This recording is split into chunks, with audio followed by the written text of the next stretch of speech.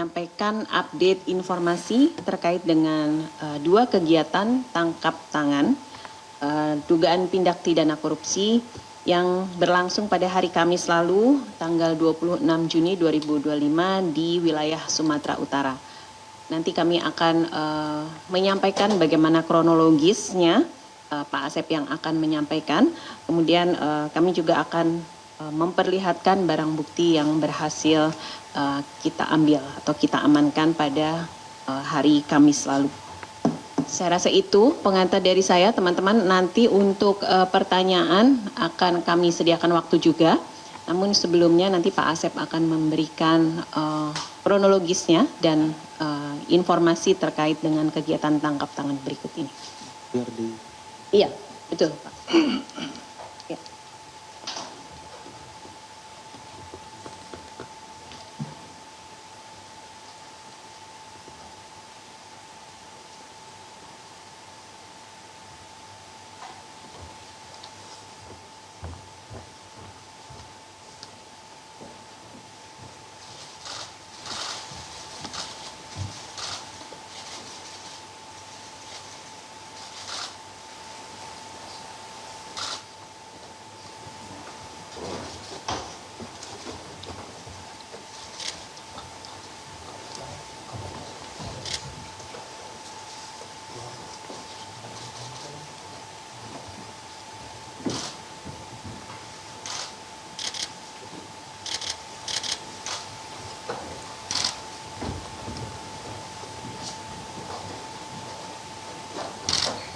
Cukup ya?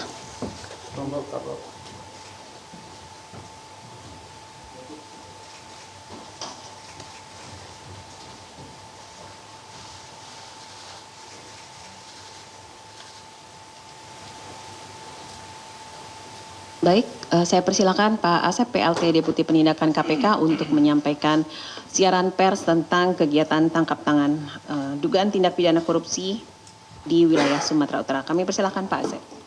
Baik, Mbak Yeye, terima kasih. Bismillahirrahmanirrahim. Assalamualaikum warahmatullahi wabarakatuh. Selamat sore dan salam sejahtera bagi kita sekalian. Selamat tahun baru bagi yang merayakan. Pada kesempatan sore hari ini seperti tadi disampaikan oleh Mbak Yeye bahwa kami akan menyampaikan uraian terkait dengan kegiatan tangkap tangan dugaan tindak pidana korupsi terkait proyek pembangunan jalan di Dinas PUPR Provinsi Sumatera Utara dan di Satuan Kerja Pembangunan Jalan Nasional atau PJN Wilayah 1 Sumatera Utara. Seperti tadi telah disampaikan oleh Mbak Yeye juga bahwa pada hari ini kita akan sampaikan yang pertama-tama adalah terkait dengan kronologisnya, di mana sejak beberapa bulan yang lalu itu ada informasi dari masyarakat kepada kami terkait dengan dugaan tindak pidana korupsi, kemudian juga adanya infrastruktur di wilayah tertentu di Sumatera Utara, kualitasnya yang memang kurang bagus, sehingga diduga ada tindak pidana korupsi pada saat pembangunannya. Berbekal dari laporan informasi tersebut dari masyarakat, kemudian KPK menurunkan tim tentunya dan memantau pergerakan yang kemudian juga di pertengahan tahun ini ada beberapa proyek jalan, ya, khususnya ini jalan, ada beberapa proyek jalan di Sumatera Utara. Nah, sekitar awal minggu ini diperoleh informasi ada kemungkinan pertemuan dan juga terjadi penyerahan sejumlah uang. Kami sudah mendapatkan informasi ada penarikan uang sekitar 2 miliar dari pihak swasta yang kemungkinan besar uang 2 miliar ini akan dibagi-bagikan kepada pihak-pihak tertentu, di mana pihak swasta ini berharap untuk memperoleh proyek ya terkait dengan pembangunan jalan. Kemudian kami melakukan pemantauan, tim melakukan pemantauan dan bergerak ke sana pada sekitar malam Kamis.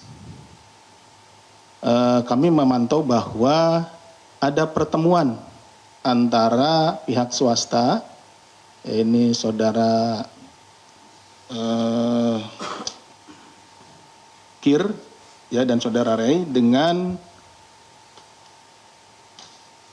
saudara TOP ya di salah satu tempat. Kemudian kami memantaunya. Selain itu kami juga berkomunikasi dan berkoordinasi dengan stakeholder lain, khususnya dengan PPATK tentunya, untuk memantau pergerakan dari uang. Ya. Kita mengikuti dengan follow the money, kemana uang itu akan berjalan. Nah, setelah melalui proses pemantauan, kita mencari data juga bahwa ada kegiatan atau ada beberapa proyek pembangunan jalan. Itu ada di 2 tempat ya. Yang pertama itu proyek pembangunan jalan di Dinas PUPR Provinsi Sumatera Utara, yaitu preservasi jalan Simpang Kota Pinang Gunung Tua, Simpang PAL 11. Ini dengan nilai 56,5 miliar ini tahun 2023. Kemudian preservasi jalan Simpang Kota Pinang Gunung Tua, Simpang PAL 11 tahun 2024. Ini nilainya 17,5 miliar di 2024. Kemudian ada beberapa rehabilitasi jalan dan preservasi jalan di kota Gunung Tua, Simpang PAL 11. Ini Simpang Kota Pinang Gunung Tua, Simpang PAL 11. Dan penanganan longsoran di tahun 2025.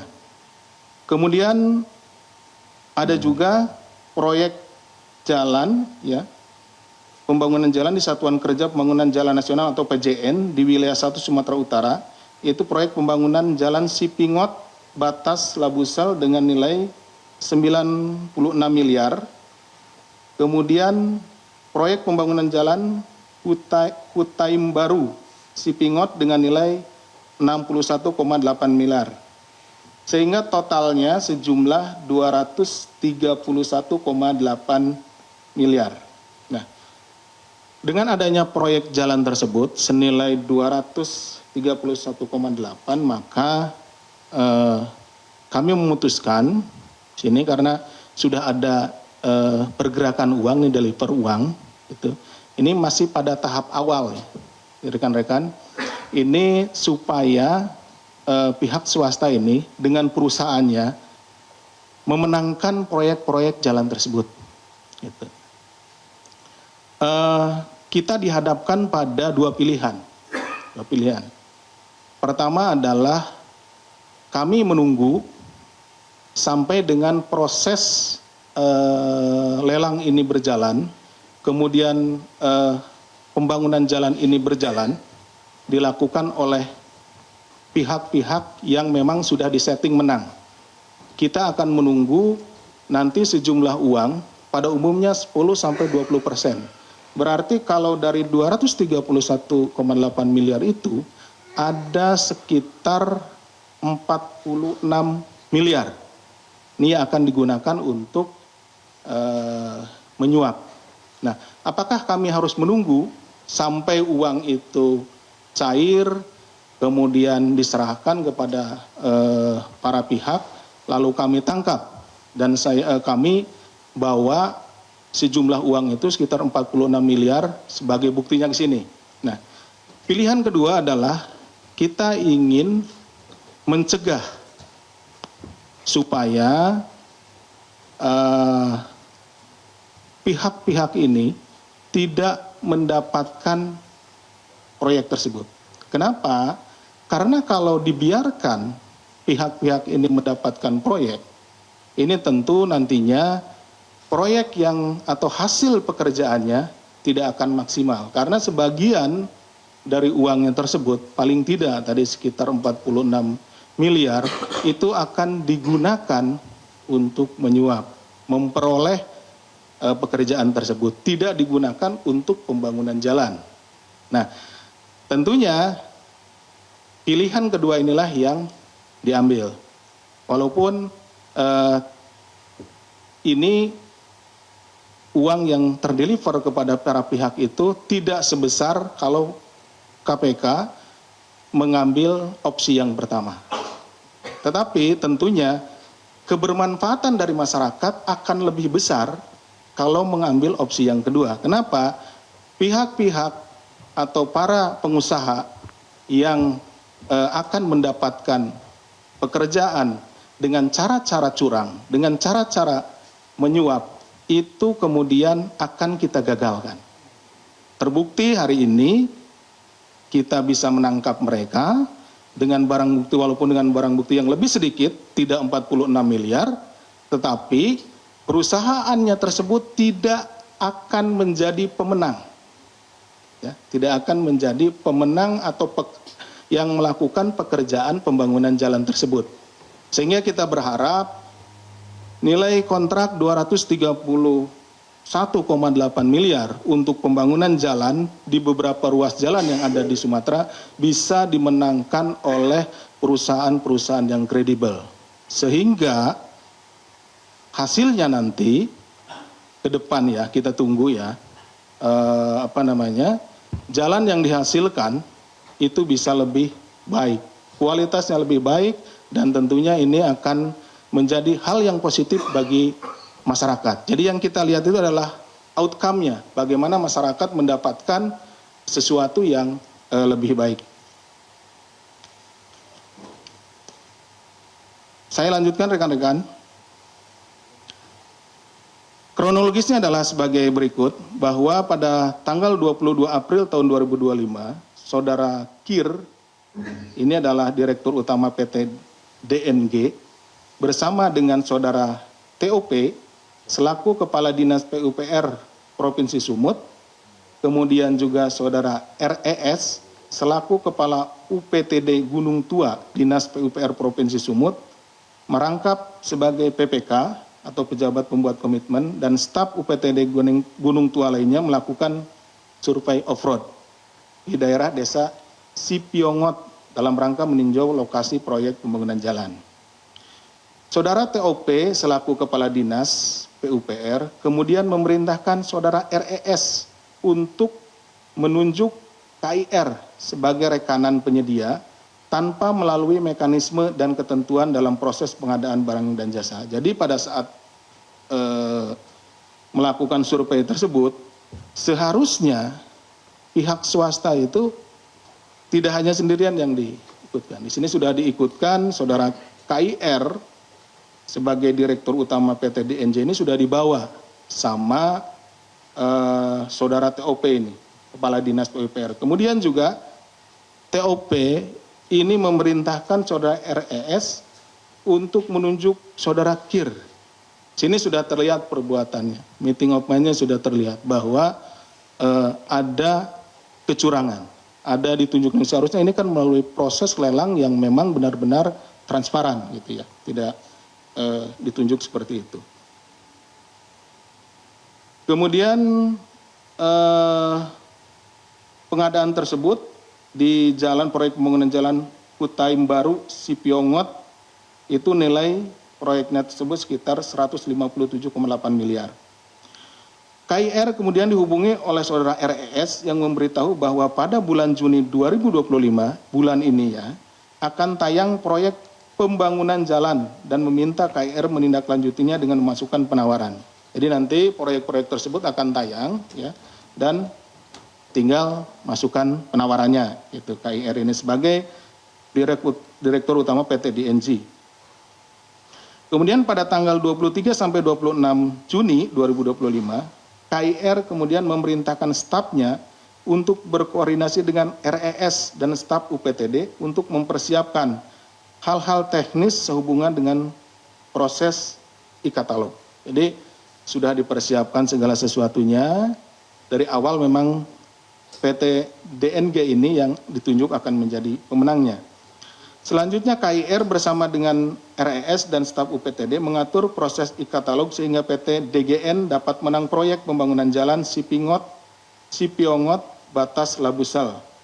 Untuk proyek lainnya disarankan agar penayangan paket lainnya diberi jeda seminggu agar tidak terlalu mencolok. Jadi mereka juga sudah mengatur waktunya. Jangan sampai dalam waktu yang berdekatan DNG itu menjadi pemenang. Jadi terus-terusan dia menjadi pemenang proyek jalan tersebut. Jadi diatur waktunya, diatur juga cara memasukkan syarat-syaratnya dan lain-lainnya.